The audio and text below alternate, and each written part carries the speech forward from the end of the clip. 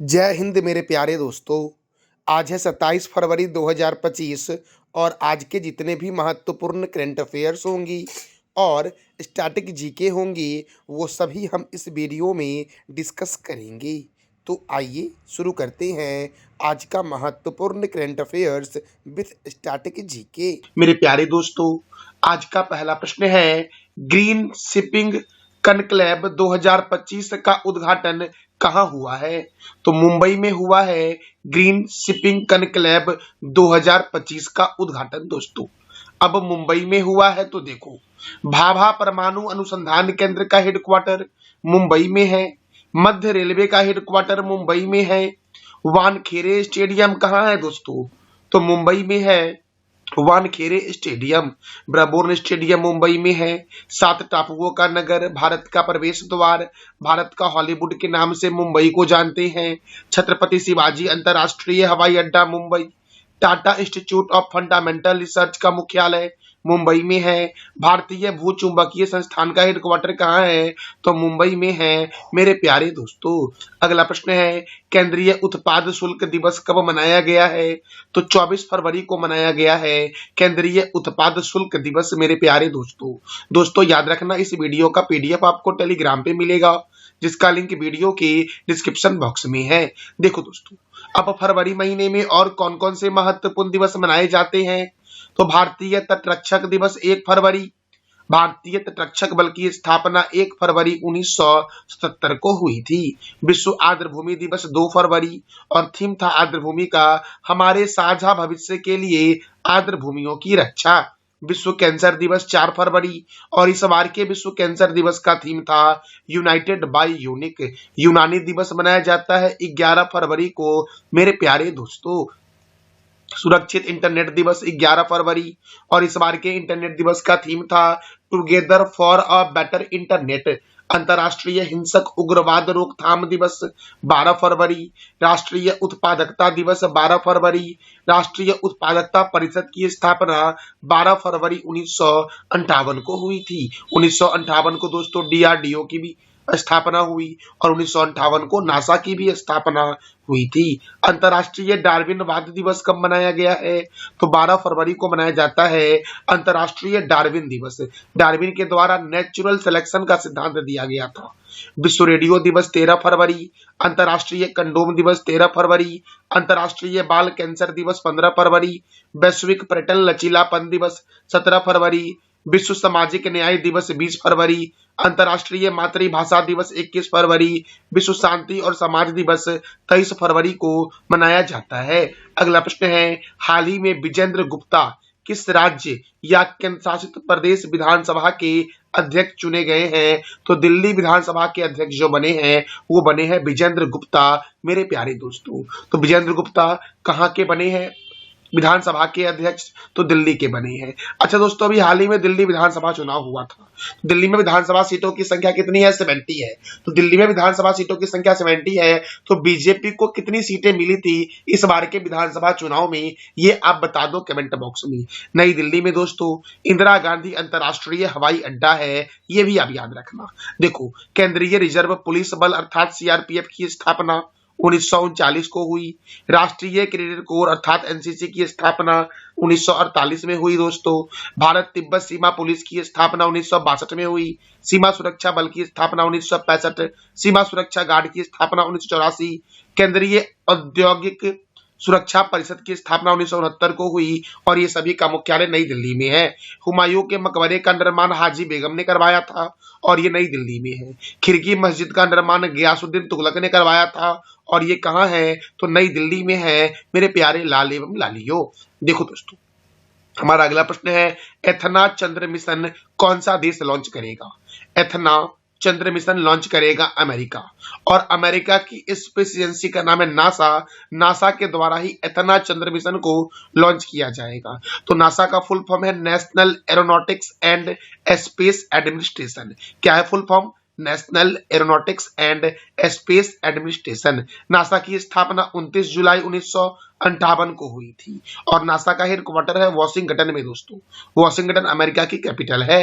मेरे प्यारे दोस्तों देखो, ये जो एथना चंद्र मिशन है ये ये किस प्रक्षेपण यान से इसको लॉन्च किया जाएगा? तो स्पेस एक्स फाल्कन 9 से लॉन्च किया जाएगा।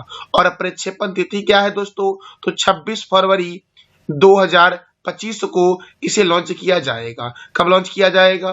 तो 26 फरवरी 2025 को इसे लॉन्च किया जाएगा। और कहां से किया जाएगा? तो नासा का जो केनेडी स्पेस सेंटर है फ्लोरिडा में, वहीं से एथना चंद्र मिशन को लॉन्च किया जाएगा। और यह कहां उतरेगा? तो चंद्रमा के दक्षिण ध्रुव पर उतरेगा। याद रखना, चंद्रमा के दक्षिण ध्रुव पर उतरने वाला दुनिया का पहला जो अंतरिक्ष यान देश दोस्तों है कौन सा है? तो भारत के द्वारा चंद्रयान 3 लॉन्च किया गया था, जो पहला भारत ऐसा देश बन गया जो चंद्रमा के दक्षिण ध्रुव पर उतरा था। याद रखना मेरे प्यारे दोस्तों। तो आप बता दो कि चंद्रयान 3 जो है ये कब लॉन्च किया गया था। देखो दोस्तों, चंद्रयान 3 चंद्रमा के जिस दक्षिण ध्रुव के हिस्सा पर उतरा था उस जगह का नाम शिव शक्ति पॉइंट रखा गया है। और याद रखना, चंद्रयान 2 जो दोस्तों है ये मिशन असफल हो गया था। तो चंद्रयान 2 जहां क्रैश हुआ था उस बिंदु, उस पॉइंट का नाम क्या रखा गया है? तो तिरंगा पॉइंट रखा गया है। और चंद्रयान प्रथम जहां पर गया था, देखो चंद्रयान प्रथम चंद्रमा की सतह पर नहीं गया था, चंद्रमा के ऑर्बिट में परिक्रमा करना था उसका उद्देश्य। तो चंद्रयान प्रथम जहां दोस्तों गया था उस जगह का नाम रखा गया था जवाहर पॉइंट। याद रखना मेरे प्यारे दोस्तों। तो फिर से एक बार सुन लो, भारत के द्वारा चंद्रयान प्रथम लॉन्च किया गया था, ये जिस जगह पहुंचा था उस जगह का नाम क्या रखा गया? जवाहर पॉइंट। चंद्रयान 2 जिस जगह क्रैश हुआ था उस जगह का नाम रखा गया तिरंगा पॉइंट। और चंद्रयान 3 जहां पर सफलतापूर्वक लैंडिंग किया था उस जगह का नाम रखा गया है शिव शक्ति पॉइंट मेरे प्यारे दोस्तों। अच्छा दोस्तों, ये जो अमेरिका का मिशन है दोस्तों, इस मिशन का उद्देश्य क्या है? तो चंद्र मिट्टी का अध्ययन करना, उपसतही जल की खोज करना और 4G संचार प्रणाली का परीक्षण करना, यही उद्देश्य है अमेरिका के एथना चंद्र मिशन का, जो नासा के द्वारा लॉन्च किया जाएगा, नासा के केनेडी स्पेस सेंटर फ्लोरिडा से 26 फरवरी 2025 को मेरे प्यारे दोस्तों। अगला प्रश्न है, स्तन कैंसर की दर किस देश में सर्वाधिक है? तो स्तन कैंसर की दर दोस्तों ऑस्ट्रेलिया और न्यूजीलैंड में सर्वाधिक है। तो इसका आंसर हो जाएगा ए और बी दोनों दोस्तों। अब देखो दोस्तों, ऑस्ट्रेलिया और न्यूजीलैंड के बारे में मैंने बताया आपको। तो देखो, न्यूजीलैंड की राजधानी है वेलिंगटन, न्यूजीलैंड के प्राइम मिनिस्टर है क्रिस्टोफर लक्सन और न्यूजीलैंड की करेंसी है न्यूजीलैंड डॉलर। ऑस्ट्रेलिया की करेंसी क्या है? कैनबरा। ऑस्ट्रेलिया के प्राइम मिनिस्टर है एंटोनियो एल्बनीस और ऑस्ट्रेलिया की करेंसी है ऑस्ट्रेलियन डॉलर मेरे प्यारे लाल एवं लालियो। अगला प्रश्न है, हाल ही में किस राज्य ने गवाह संरक्षण योजना 2025 की शुरुआत की है? तो हरियाणा के द्वारा दोस्तों गवाह संरक्षण योजना 2025 की शुरुआत की गई है। इसका राइट आंसर हो जाएगा दोस्तों सी, कि गवाह संरक्षण योजना 2025 की शुरुआत किसने की है? हरियाणा ने की है। अब देखो, हरियाणा ने की है तो हरियाणा की राजधानी है चंडीगढ़, और चंडीगढ़ का वास्तुकार कौन है? नेक चंद। दोस्तों चंडीगढ़ शहर का वास्तुकार कौन है? ली कार्बोजियर। और चंडीगढ़ में एक रॉक गार्डन है, उसका वास्तुकार है दोस्तों कौन? तो नेक चंद है। याद रखना, पूछेगा कि चंडीगढ़ का वास्तुकार कौन है, तो क्या बोलोगे दोस्तों आप? ली कार्बोजियर। अच्छा, कोलकाता शहर का वास्तुकार कौन है? तो जॉर्ज चॉर्नक है कोलकाता शहर के वास्तुकार। अच्छा दोस्तों, बता दो आप दिल्ली के जो राष्ट्रपति भवन है उसका वास्तुकार कौन है? इसका जवाब दे दो आप कमेंट बॉक्स में। हरियाणा के गवर्नर है बंडारू दत्तात्रेय, हरियाणा के मुख्यमंत्री हैं नायब सिंह सैनी, और हरियाणा में राज्यसभा सीट 5 है, लोकसभा सीट 10 है। कालेसर राष्ट्रीय उद्यान, सुल्तानपुर राष्ट्रीय उद्यान, छिलछिला वन्य जीव अभ्यारण्य हरियाणा में है मेरे प्यारे दोस्तों। खापरवास वन्य जीव अभ्यारण्य, भिंडावास वन्य जीव अभ्यारण्य कहाँ है? हरियाणा में। सौरिहंद नहर सतलज नदी पर दोस्तों है। नेशनल डेयरी रिसर्च इंस्टीट्यूट का मुख्यालय करनाल में है। National brain research centre Gurugram में है। बुनकरों के शहर के नाम से हरियाणा के पानीपत को जानते हैं। महाराजा अग्रसेन अंतरराष्ट्रीय हवाई अड्डा हरियाणा के हिसार में है मेरे प्यारे दोस्तों। अगला प्रश्न है, 2025 के रिपोर्ट के अनुसार किस देश का पासपोर्ट सबसे महंगा है? तो मैक्सिको का पासपोर्ट दोस्तों सबसे महंगा है, दूसरा सबसे महंगा ऑस्ट्रेलिया है, और तीसरा सबसे महंगा पासपोर्ट दोस्तों अमेरिका का है मेरे प्यारे दोस्तों। तो आपके मन में एक और प्रश्न आया होगा कि जब सबसे महंगा पासपोर्ट मैक्सिको का है तो सबसे सस्ता किस देश का है? तो याद रखना, दुनिया का सबसे सस्ता पासपोर्ट संयुक्त अरब अमीरात का है और दुनिया का दूसरा सबसे सस्ता पासपोर्ट अपने प्यारे देश भारत का है मेरे प्यारे दोस्तों। तो दोस्तों अगला प्रश्न हमारा है, भारत का सबसे स्वच्छ शहर लगातार 7वीं बार कौन बना है? तो भारत का सबसे स्वच्छ शहर लगातार 7वीं बार बना है इंदौर। कौन बना दोस्तों? है इंदौर। अच्छा, ये जो स्वच्छता रैंकिंग है यह किसके द्वारा आयोजित किया जाता है? तो ये जारी करता है आवास और शहरी मामलों के मंत्रालय द्वारा दोस्तों। अच्छा, आप बता दो कि आवास और शहरी मामलों के मंत्री कौन है? इसका जवाब दे दो आप कमेंट बॉक्स में। अच्छा देखो दोस्तों, भारत का सबसे बड़ा बायो सीएनजी प्लांट जो है वो इंदौर में ही स्थित है। इंदौर में ही देवी अहिल्याबाई होलकर अंतरराष्ट्रीय हवाई अड्डा है। देखो दोस्तों, अगर छोटे शहरों में बात की जाए कि छोटे शहर में सबसे स्वच्छ शहर कौन है, तो जहां पर आबादी है 20,000 से कम जनसंख्या दोस्तों, 20,000 से कम की जहां आबादी है उसमें पंचगनी महाराष्ट्र का शहर दोस्तों प्रथम स्थान पे। तो याद रखना 20,000 से कम जनसंख्या वालों में सबसे स्वच्छ शहर कौन है? महाराष्ट्र का पंचगनी। अच्छा, 20,000 से ऊपर और 50,000 से कम जनसंख्या में महाराष्ट्र का बीटा शहर जो है ये प्रथम स्थान पर है, सबसे स्वच्छ शहर है। अच्छा, 50,000 और 3 लाख जनसंख्या में कौन सा शहर सबसे स्वच्छ है? तो अंबिकापुर, छत्तीसगढ़ का अंबिकापुर दोस्तों 50,000 से ऊपर और 3 लाख के नीचे वाले जनसंख्या वाले शहरों में सबसे स्वच्छ शहर है। और 3 लाख से ऊपर और 10 लाख से नीचे वाले जनसंख्या में उत्तर प्रदेश का नोएडा सबसे स्वच्छ शहर है। और पूरे भारत का बड़े शहरों में सबसे स्वच्छ शहर कौन सा दोस्तों है? तो इंदौर है। ये याद रखना दोस्तों, ये भी बड़े शहरों में ही है लेकिन इसकी जनसंख्या 10 लाख से नीचे वाले में दोस्तों है। 10 लाख से ऊपर वाले में सबसे स्वच्छ शहर जो है वो इंदौर है मेरे प्यारे दोस्तों। तो याद रखना, भारत का सबसे स्वच्छ शहर इंदौर है। अगर 20,000 से कम जनसंख्या वालों में पूछ दे तो पंचगनी बोलना, 20 और 50,000 से कम वाले में बोले तो बीटा बोलना, और 50,000 से ऊपर और 3 लाख से नीचे वाले जनसंख्या में बोले तो अंबिकापुर याद रखना। 3 लाख से ऊपर 10 लाख से नीचे वाले में उत्तर प्रदेश का नोएडा सबसे स्वच्छ शहर है। अगला प्रश्न है, भारतीय इंटरप्राइजेज के संस्थापक और अध्यक्ष सुनील भारती मित्तल को, दोस्तों भारतीय एंटरप्राइजेज के संस्थापक और अध्यक्ष सुनील भारती मित्तल को किस देश के नाइटहुड की उपाधि से सम्मानित किया गया है? तो ब्रिटेन के नाइटहुड की उपाधि से सम्मानित किया गया है भारतीय इंटरप्राइजेज के संस्थापक और अध्यक्ष सुनील भारती मित्तल को दोस्तों। अब ब्रिटेन का नाम आ रहा है तो ब्रिटेन को बोलते हैं इंग्लैंड और यूनाइटेड किंगडम भी बोलते हैं। याद रखना, यूनाइटेड किंगडम की राजधानी क्या है मेरे प्यारे दोस्तों?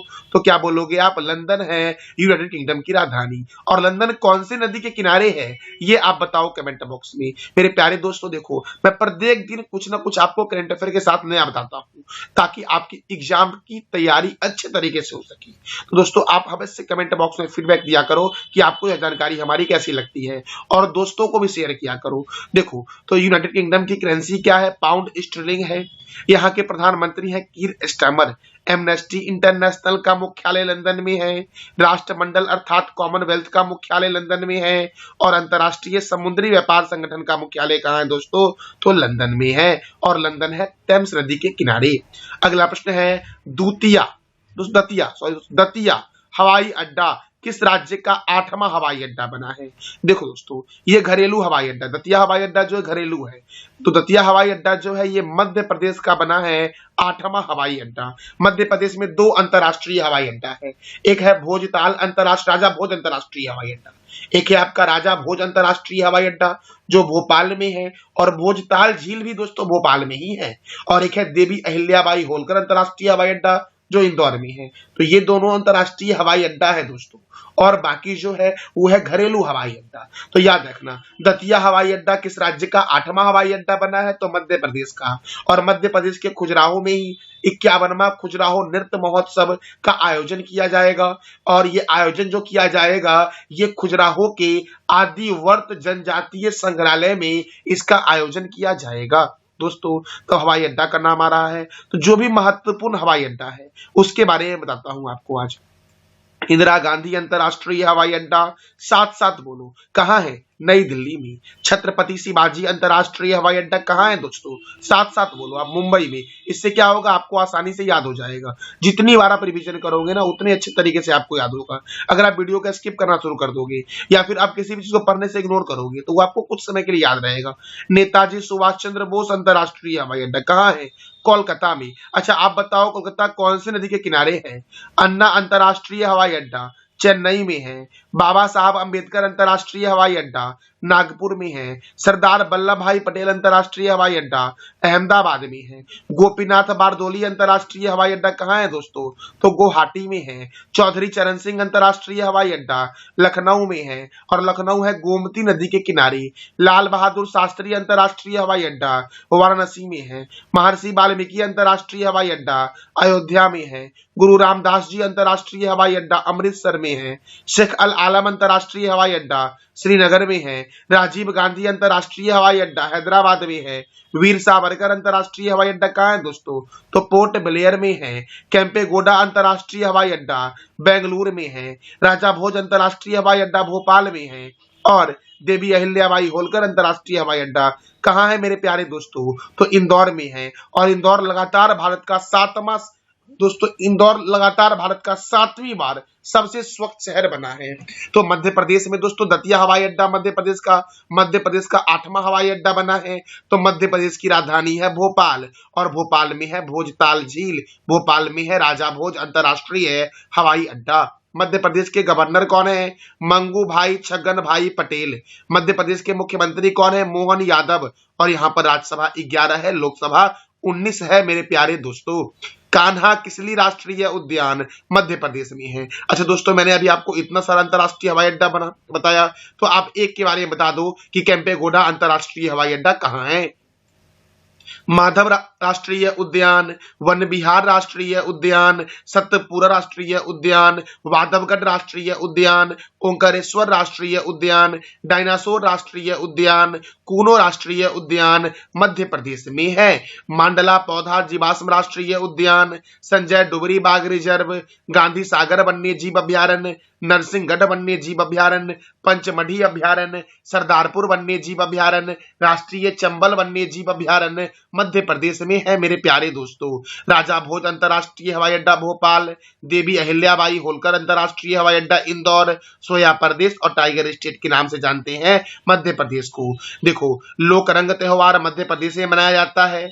मध्य प्रदेश का उज्जैन शिप्रा नदी के किनारे है। सबसे अधिक वनों वाला राज्य मध्य प्रदेश है। एशिया का सबसे बड़ा बायो सीएनजी प्लांट इंदौर में बना है दोस्तों देखो, पश्चिम मध्य रेलवे का मुख्यालय जबलपुर में है। देखो, जो पश्चिम मध्य रेलवे दोस्तों है, ये भारत का पहला पूर्ण रूप से विद्युतीकरण वाला पहला रेलवे जोन है। याद रखना, भारत का पहला पूर्ण रूपेण विद्युतीकरण वाला पहला रेलवे जोन कौन सा है? तो पश्चिम मध्य रेलवे है, जिसका मुख्यालय किधर है दोस्तों? तो जबलपुर में है। देखो, गंगा सागर परियोजना कहाँ है? चंबल नदी पर। मध्य प्रदेश की जनजाति का नाम क्या है? गोंड। मध्य प्रदेश का नेपा नगर दोस्तों सरकारी अखबारी कागज के लिए फेमस है। सांची का स्तूप का निर्माण अशोक ने करवाया था, मध्य प्रदेश में है। भीमबेटका की गुफा दोस्तों ये कहाँ है? तो मध्य प्रदेश में है। चंबलपुर नर्मदा नदी किनारे दोस्तों, चंबलपुर किस नदी किनारे है? तो नर्मदा नदी के किनारे है।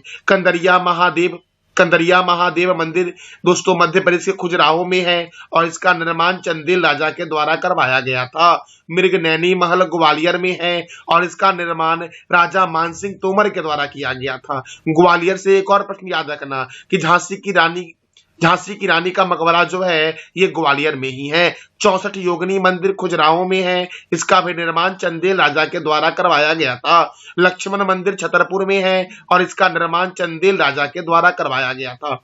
देखो दोस्तों, एक लक्ष्मण झूला भी दोस्तों है। लक्ष्मण झूला जो है ये उत्तराखंड के ऋषिकेश में है, और ये लक्ष्मण मंदिर है जो कहाँ है? तो मध्य प्रदेश के छतरपुर में है दोस्तों, याद रखना। तो मेरे प्यारे दोस्तों, ये था हमारा आज का महत्वपूर्ण current affairs with static GK.